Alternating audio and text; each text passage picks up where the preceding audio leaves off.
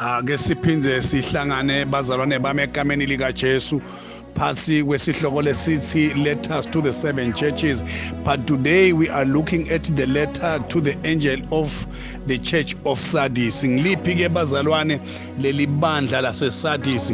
Ngileli bandla lesithi Reformation churches. Ngiliphi leli bandla bazalwane? This is the time of the Protestant churches. Liba lapha ku AD 1500 bazalwane. Ngifuna kuvedana kubantu abakethu sisakhuluma ngalendzaba lena ukuthi lesisikhathi la khona bazalwane libandla la Kristu laselonakele kakhulu, loniwe ngabopapa, loniwe libandla lase Roman Catholic lelalese lifake tifundziso leti wrong. Bathi ke labazalwane, we stand up to correct the wrongs lesetingene ebandleni la Kristu. Ngakho ke bazalwane kunengi lokhu emakatolika besakufakile ebandleni laNkulunkulu, and it was wrong egameni lika Jesu. Kwase kunesidingo that the church should be taken back to its original shape. Ngifuna kuveta futhi lokwekuthi the Roman church bazalwane and the Roman Catholic church ayifika la isebenzisa khona ngisho iforce emandla ku-introduce ama-changes ebandleni la Kristu. Uthi na ufunza i-church history uthole lokwekuthi the Catholic Pope killed more than 50 million Christians who wanted to stick to the principles laid down by Jesus and the apostles. Funa kuveta abantu abakethu kunengi kubulala lokwasekwendekile lapha, nekuganga kwasekukunengi. Labanye bebabulawa bajijelwe emabhubesini, labanye bebabulawa bashiswe ngemlilo. Wawuthi ungatholakala uphethe noma iBhayibheli likhungelwe enzanyeni yakho, webethelwe ubeke ukhungelwe esihlahleni, kubaswe umlilo la ngephansi. Ushe kwakhona ngisho lokunye lebe bakubita ngekwekuthi kwenyelisa la khona kwakunemshina lo wakhiwe, ubambe letinyawo ngale, ubambe lemikhono ngala, bese kuyelulwa wenwetshwe kuze kuqhume onke lamathambo, weluleke lamathambo ufe kabuhlungu. Athi ke labazalwane alilungiswe libandla libuyiselwe esimeni. Kwakhona ngisho ukuganga kwakuthengiswa ama-indulgences, kwakuthengiswa kungena ezulwini, wawubhadara kuze ungene ezulwini, wawubhadarela ngisho isihlobo sakho ukuthi singene ezulwini, wawubhadarela ngisho umuntu osewafa umbhadarele ukuthi mkhulu wami amane angene ezulwini. Abanye bebalwela kungcwatshwa ku-church yard, banebelief yokuthi nabangcwatshwe la ku-church yard bethenjisiwe kokuthi batawungena ezulwini egameni lika Jesu. Awu bantu abakethu lalonakele kakhulu libandla kuleso sikhathi leso. Sisuka kuThyatira lesithi is the dark ages.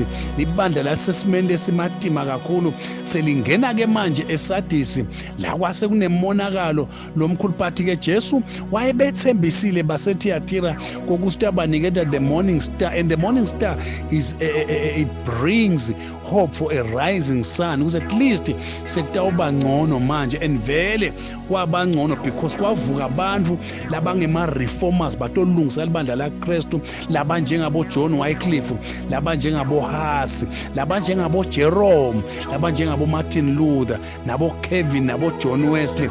Labasukuma shem labazalwane batimisela kuluguqula, balibuyisela ibandla libe ngilendlela Jesu abelimisa ngakhona. Uthi Jesu nakakhuluma nabo bazalwane bakhe uthi, I know your works, that you have a reputation of being alive while you are dead. Vele lalifile libandla laseSardis bazalwane, but lalife spiritually. Wawusina ulibuka ulibona ungathi lijabulile liyaphila, kanti lifile. It was spiritually dead, it was ununited, it was not joyful, it was unfaithful, it was not zealous. Kanti kwakufanele ukuthi libe njalo. Bayavuka labazalwane balivusisisa libandla, basalilunga libandla libuye libe kahle, correct the wrongs. But bakhona labantu nje idlanzana lebazalwane lelala. ukhumbule phela ukuthi there were no more churches kuleto dikhathi leto. There was only one church, the Roman Catholic Church. So kukhona abantu abangafunanga kulungiswe lokhu wrong. Lokho abangela-ke ukuthi-ke baqhubeke nalama doctrines abo nale mikhuba ye-heathenism labaqhubeka nayo. Kwase kubangela ini-ke bantu abakethu? Kwabangela ukuthi kuvumbuke ama-denominations lamane kube nema-fragmentations divide-ke leli bandla lasekatolika ligcine likhiphe ama-denominations lamanengi egameni likaJesu. Bebabonakala ngathi bayaphila kani bafile. Usho njalo Jesu. Why? Because they were unwilling to be led into the truth egameni. Uthi-ke Jesu-ke nakakhuluma wake up, usho ukuthini? Uthi buka simo sakho, tibuke wena bandla lami ukuthi ume kanjani. Uphinde athi strengthen what remains and is about to die. Uthi Jesu buka emuva, ubuke isiphambano lo osibambile sekuyalahleka, kuyakulahlekela and kukulahlekela completely. Uthi nakakhuluma kule nyenzawo athi I have not found your works perfect before God. Imsebenzi yakho hayi ife kufa imsebenzi yakho. Pheze kule yenza uJesu avete namagama ngiyawathanda lokuwabita njengoba awaveta. Uthi remember what you have received and heard, hold it fast and repent.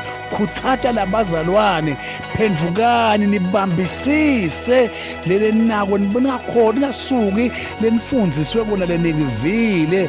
Back to the cross.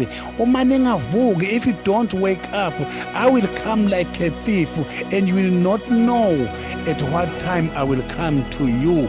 Uthi isikhathi se-judgment sesifikile kini nesadisi nalibandla lesikulo namhlanje. Uthi manje ngeke nibone nasesifile isikhathi se-judgment because nini spiritually blind, ni spiritually deaf. Angeke nikhone kubona.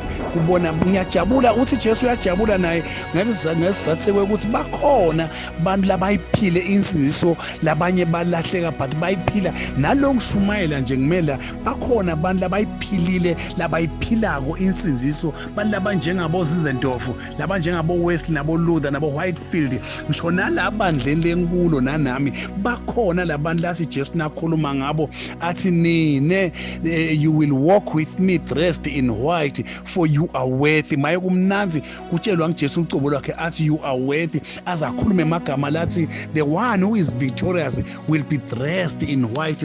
Usho kimi, usho kuwe nawe mzalwane, nithi cina nje ubambe ucine ulingise nama amajaha lasukumile athi we want to correct the wrongs in Jesus name, amen.